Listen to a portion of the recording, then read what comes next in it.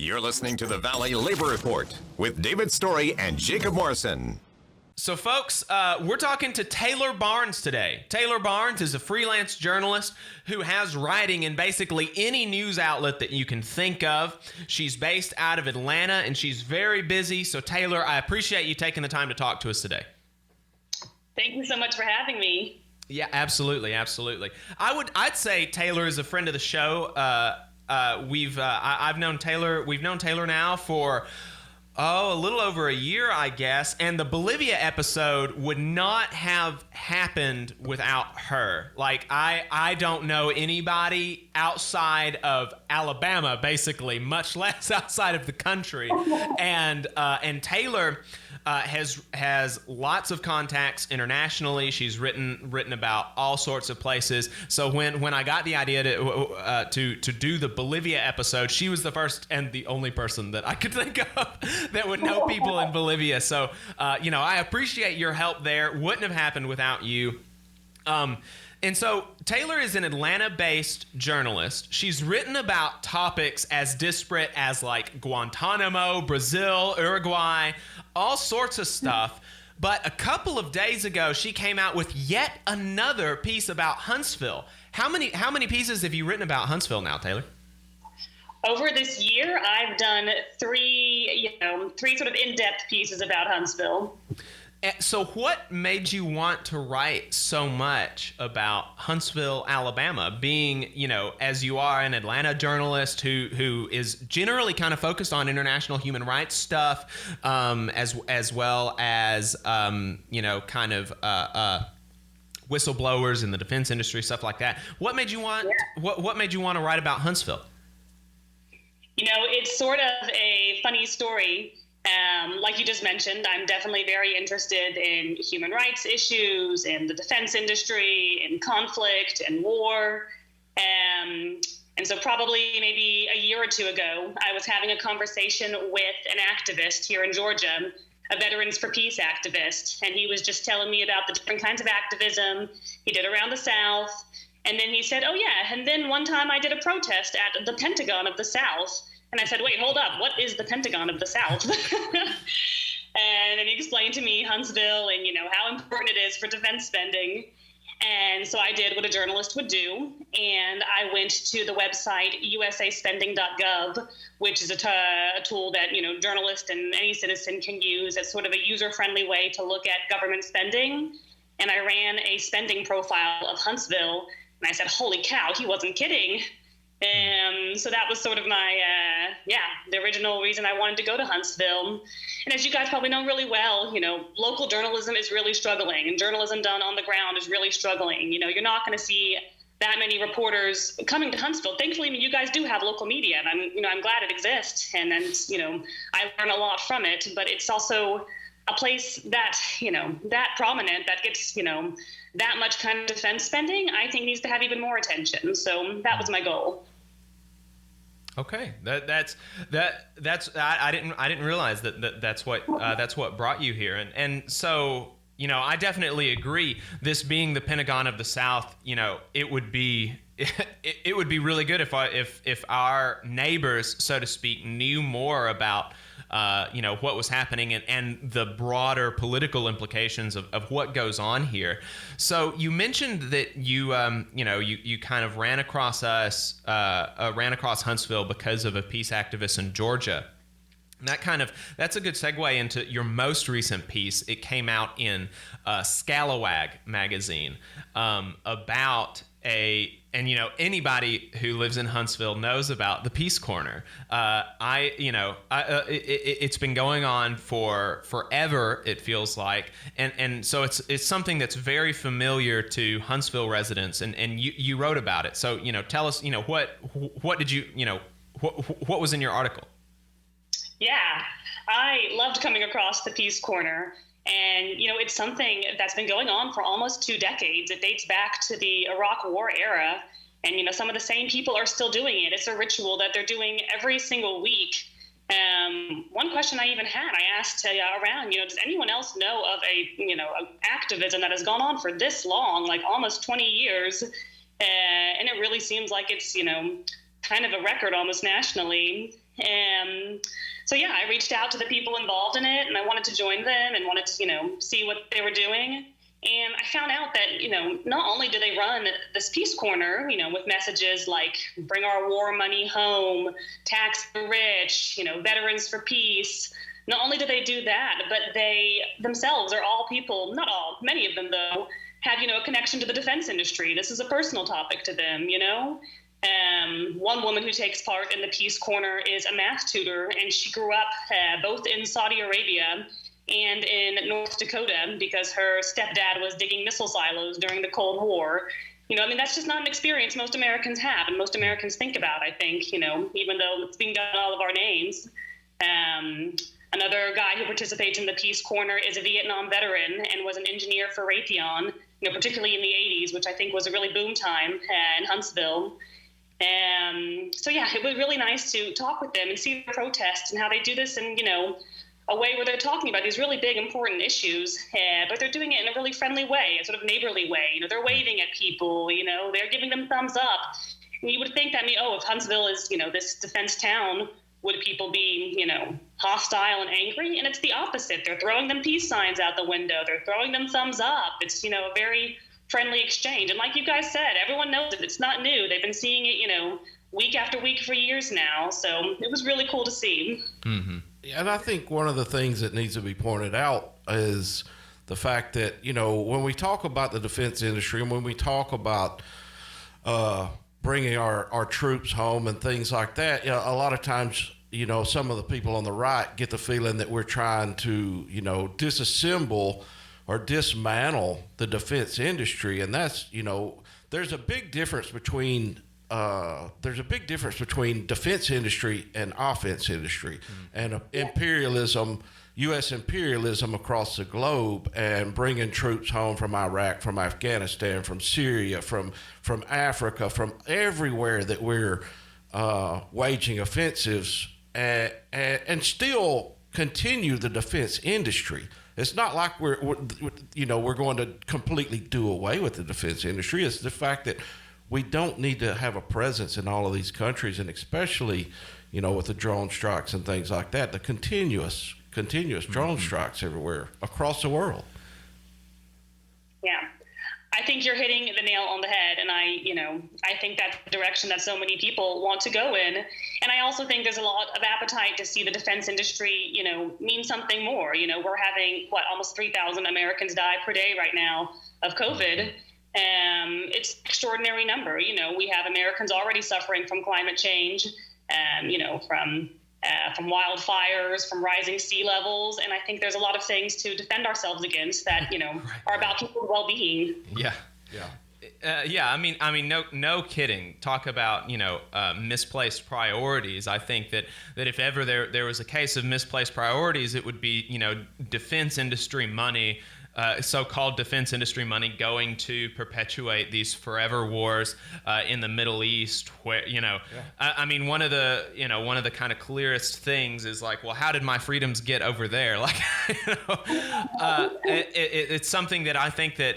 David, you mentioned some folks on the right. I think that it's something that even a lot of folks on the right understand that it doesn't make sense. I think that the people that pretend not to understand are the people that directly profit from it, like the people at Raytheon. And speaking of Raytheon, it looks like Biden is going to try to appoint a former board member from Raytheon who is still not been out of the military long enough to be legally allowed to be the defense secretary. He's going to have to get a waiver. And, just because he's from Alabama, I've seen some folks from Alabama being like, oh, this is a step in the right direction and whatever. But like, no, we shouldn't be having people on the board of Raytheon running the Department of Defense. We're going to be talking some more with Taylor Barnes, a freelance journalist, about Huntsville, the defense industry, stuff like that on the other side of this break. Stay tuned. This is the Valley Labor Report. You're listening to the Valley Labor Report with David Story and Jacob Morrison.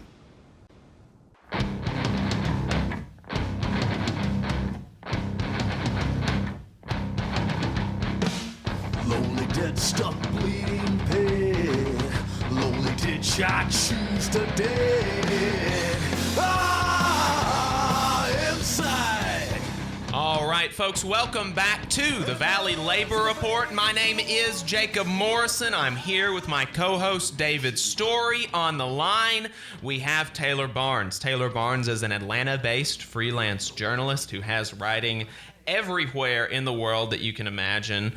Including one of our favorite, or I know at least my favorite periodical, In These Times. In These Times, The Intercept. I love In These Times. Good stuff, good stuff. I'd say that my favorite is probably Current Affairs. I really like Current Affairs. I recommend it. But because I'm a union member, my subscription to In These Times is free, so I don't know, maybe I should rethink that.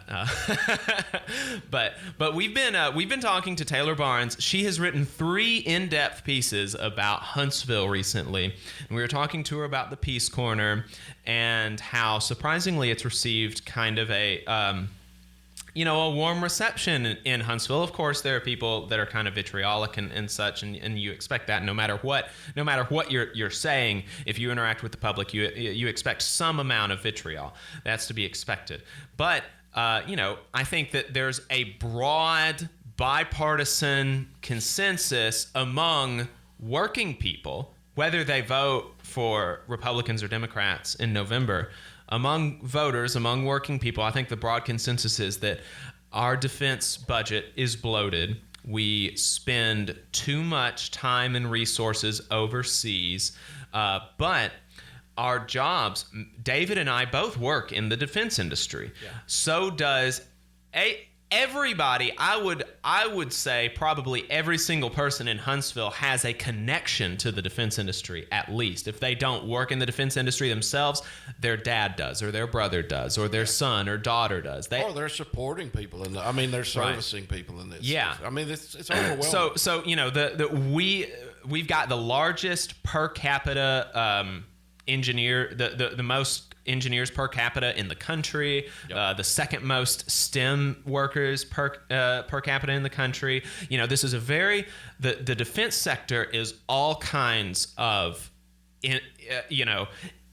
it's got roots deep in the Huntsville economy, and that's by design. And in fact, Taylor, you didn't mention this in your piece, but I wonder if you know the specific stats on it. There are defense jobs with the top, the top defense contractors have lots of jobs in almost every congressional district by design, in Republican districts and Democratic districts, so that when you're voting on the defense budget, when you're voting on forever wars, basically you're voting for jobs for your district. And what I found really interesting and really useful about your piece in Southerly is you talked about the potential for a real, and you talk about real numbers and real statistics in your piece about how we would go from a defense industry to something that is more domestically focused, something that actually helps working people instead of killing working people overseas. So talk to us about that. What would that look like? Tell us some of those numbers, because I found that really interesting and informative. No, I'm so glad you guys liked the article and so glad that it was informative. And, the first thing I kind of wanted to say is, when you guys were describing how, Huntsville is a place where a lot of people will have a connection to either the defense industry, either they work in it, they've got a relative who works in it.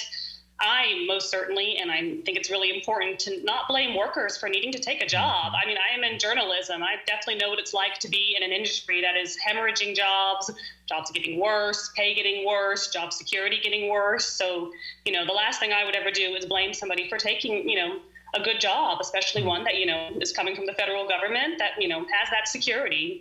I just also think that we, as citizens should have more say and more voice in how that money gets spent.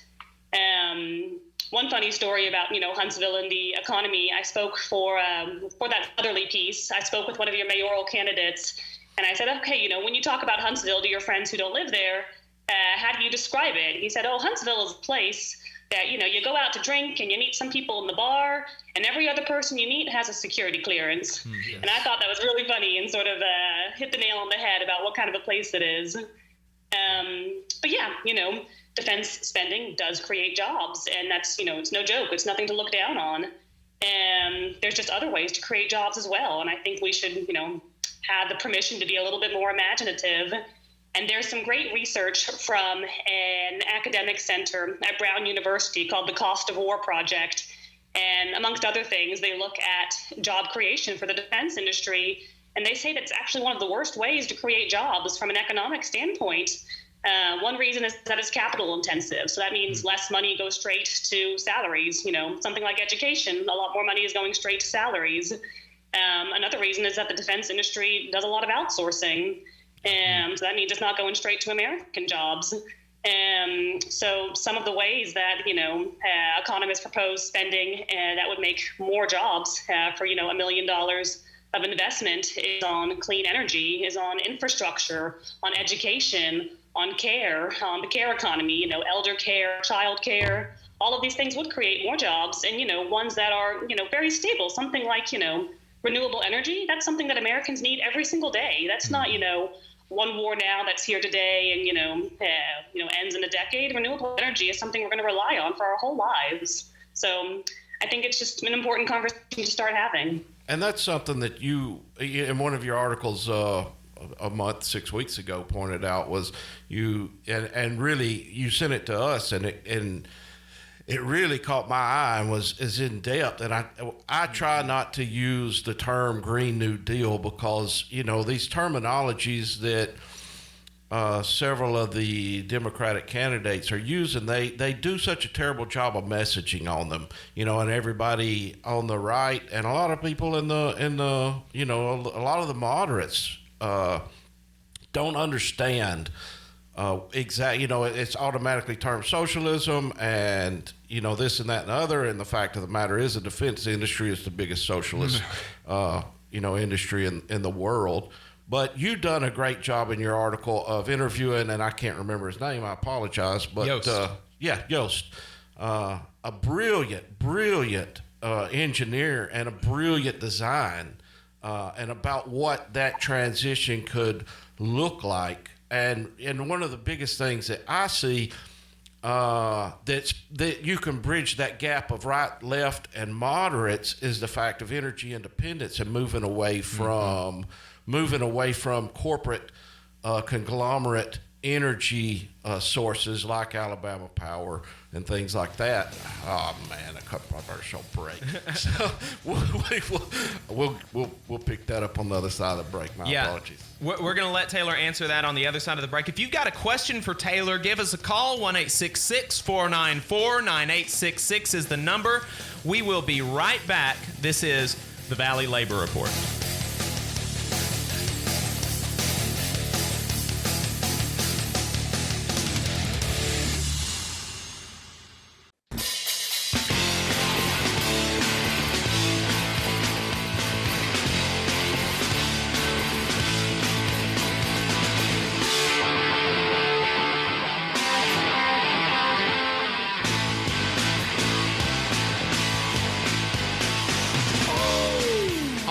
Folks, welcome back to the Valley Labor Report. My name is Jacob Morrison, here with my co-host, David Story. We are talking to freelance journalist Taylor Barnes about her pieces about Huntsville, Alabama, and the defense industry here. If you've got a question for her, you can give us a call, 1-866-494-9866, or you can tweet us or Facebook us. You can tweet us at Labor Reporters. You can go to our Facebook page at the Valley Labor Report. Let us know your question that way if you don't want to call us.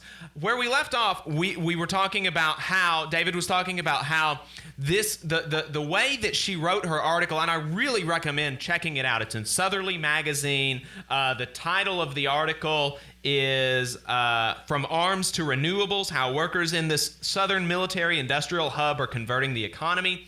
He was talking about Robert Yost. Robert Yost is the owner of American Wind, which is a wind turbine company local to Huntsville, doing some really cool work, and how we can not only be selling the Green New Deal as something that is good and just and all of those things, but it's something that would help the United States be more energy independent. It would be good for our national security interests, and like I was saying earlier, it would create jobs. And the numbers that you quoted, Taylor, in your piece were really interesting to me. What you said that that study that you mentioned said that for every $1 million invested by the government, the defense industry creates 6.9 jobs. The same amount invested by the government in clean energy creates 9.8 jobs. I mean, that's pretty significant. Substantial. And if we want to talk about being fiscally conservative, we want to talk about being energy independent, we want to talk about doing good by our constituents, by the voters, by the working people in the United States, it's a good investment. Yeah, most definitely. And you know what? Even when I put numbers like that in the piece, numbers speak to me, and I like seeing that. But look at that. Imagine it's about 2 more jobs, per $1 million. That's families that are supported. That's breadwinners that are supporting people who'd otherwise be struggling.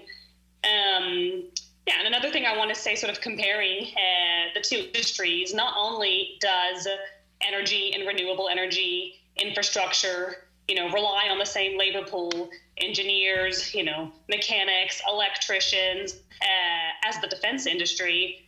When we're talking about the problem of needing to transition the United States to renewable energy, we're talking about budget figures that are kind of similar to what we spend on defense, So just this week, Congress is passing a defense bill, which is for $740 billion. Like it's the kind of thing when I type it, I have to be like, wait, did I get enough zeros in? It's just, It's extraordinary. And if you think back during the campaign, when Biden talked about his climate plan, he claimed he would spend $2 trillion over 4 years. So that's about, $500 billion per year. So actually defense still sort of takes the cake, but we're talking about things that require similar levels of investment. So, it's both a spending trade-off and it's a priorities trade-off. What do we need on a day-to-day basis? And I think a lot of Americans would say that they want to live in a cleaner environment.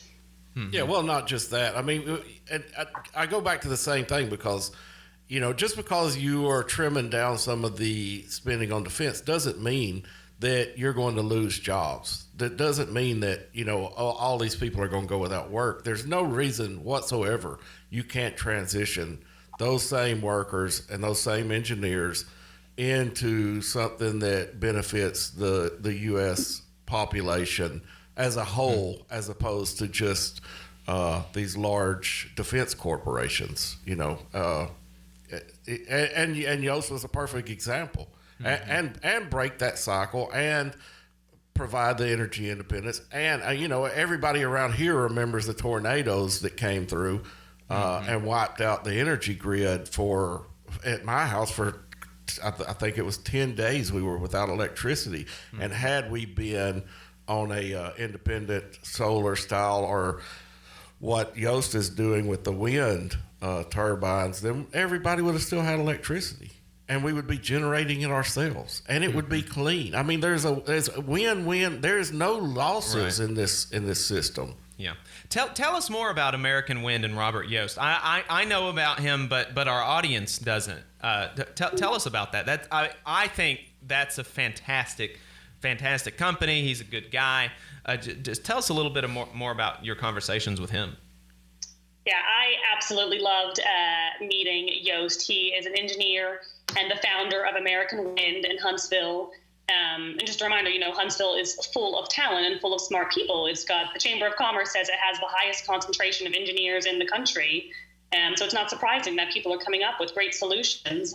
And he worked across several industries, including the defense industry. He worked on fighter jets. He worked on cruise missiles. And when after the tornadoes in 2011, when his power was out, he said that his wife looked at a sort of pedestal fan, like the kind of fan you use to keep you cool with its blades turning in the wind. And she says, why can't you get power out of that? And sort of launched him on a new career path. And he redesigned a wind turbine that looks less like an airplane propeller and more like a jet engine. So he's really transitioning, his understanding of, a technology that he, became familiar with in the defense industry and transitioned it to renewable energy.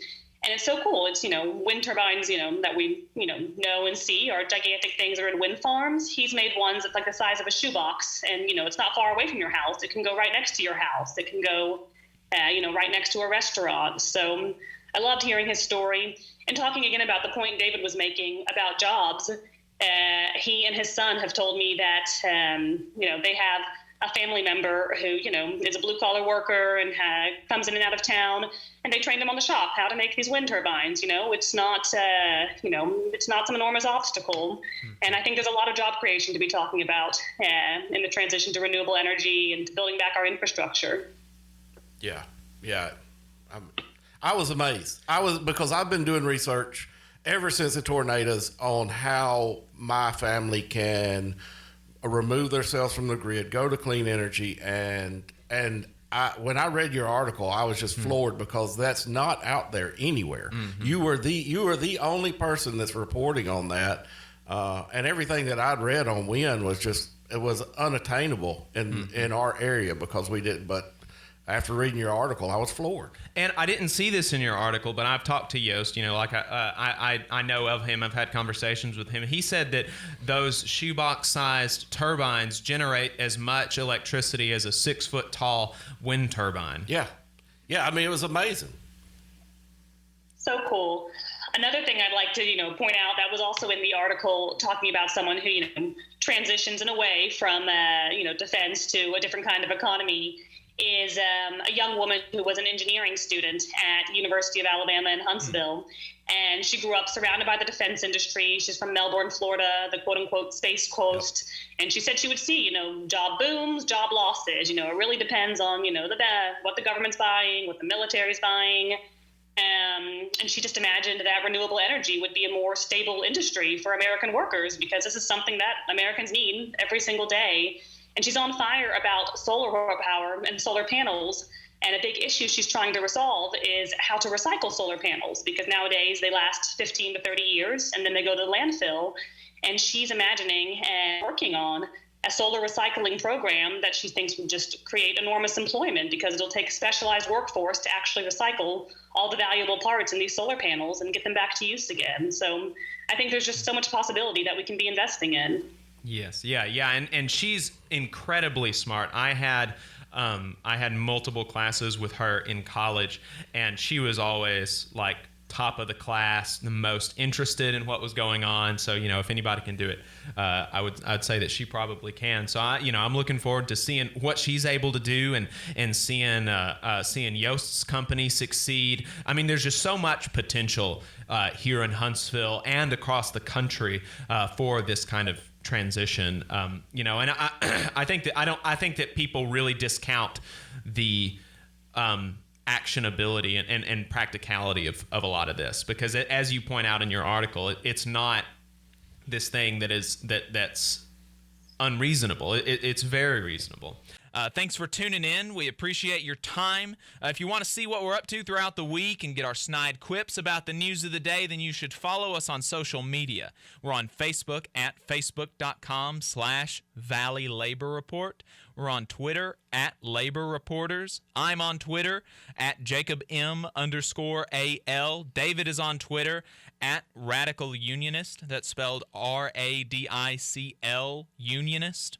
If you missed part of the show and want to go back and watch it later, search YouTube for The Valley Labor Report and subscribe to our channel. You can go back and watch the full show there, and we also clip segments throughout the week.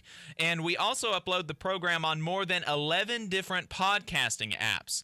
So you can see if we're on your listening platform of choice. You can go to thevalleylaborreport.transistor.fm/subscribe. And if you appreciate our work and want to help us stay on the air, then consider throwing us a couple dollars a month on patreon.com/The Valley Labor Report.